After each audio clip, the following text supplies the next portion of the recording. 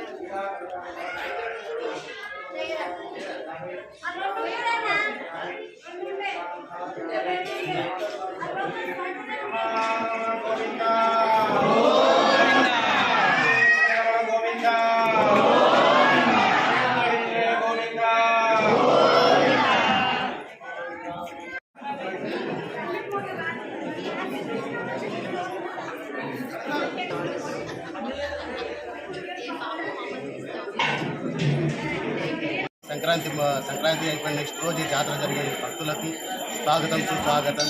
భక్తులు ప్రతి ఏటా జరిగే ఈ జాతరకు లక్షల మంది వచ్చి భక్తులు మన శ్రీ వెంకటేశ్వర స్వామి దర్శనం తీసుకొని ఆరోగ్యాలతో ఉంటారు.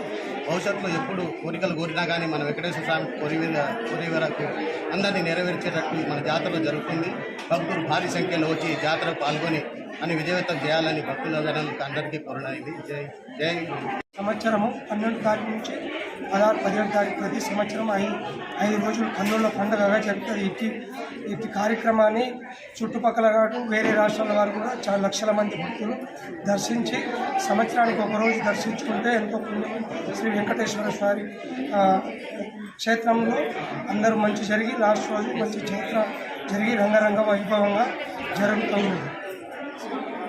కాంతాయ కళ్యాణ విధయే విధయేర్జునాం శ్రీ వెంకట నివాసాయ శ్రీనివాసాయ మండలం శ్రీ శ్రీ శ్రీ క్షేత్రగిరి వెంకటేశ్వర స్వామి వారి దేవస్థానం గ్రామం గణపురం నందు ఈ జనవరి 12 నుంచి మొదలుకొని 16వ తారీఖు వరకు అంగరంగ వైభవపేతంగా జాతర మహోత్సవం జరుగును. ఇటు యొక్క జాతర మహోత్సవం 12వ తారీఖు నాడు గోదా కళ్యాణం ప్రారంభమై 16వ తారీఖు వరకు స్వామివారికి ప్రతినిత్యం ఉదయం 11 గంటల నుంచి 1 గంట వరకు కళ్యాణాలు జరుగుతాయి.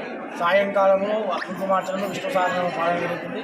16వ తారీఖు కన్నుమ పండుగ రోజు ముగించుకొని ఇక్కడ జాతర విశేషంగా జరుగుతుంది. ఆ రోజు స్వామివారికి విశేషమైన అలంకరణ ఉంటుంది. భక్తులందరూ కూడా వచ్చి ఇక్కడ అన్నదానం కూడా ఉంటుంది. స్వామివారికి ప్రసాదాలు స్వీకరిస్తారు.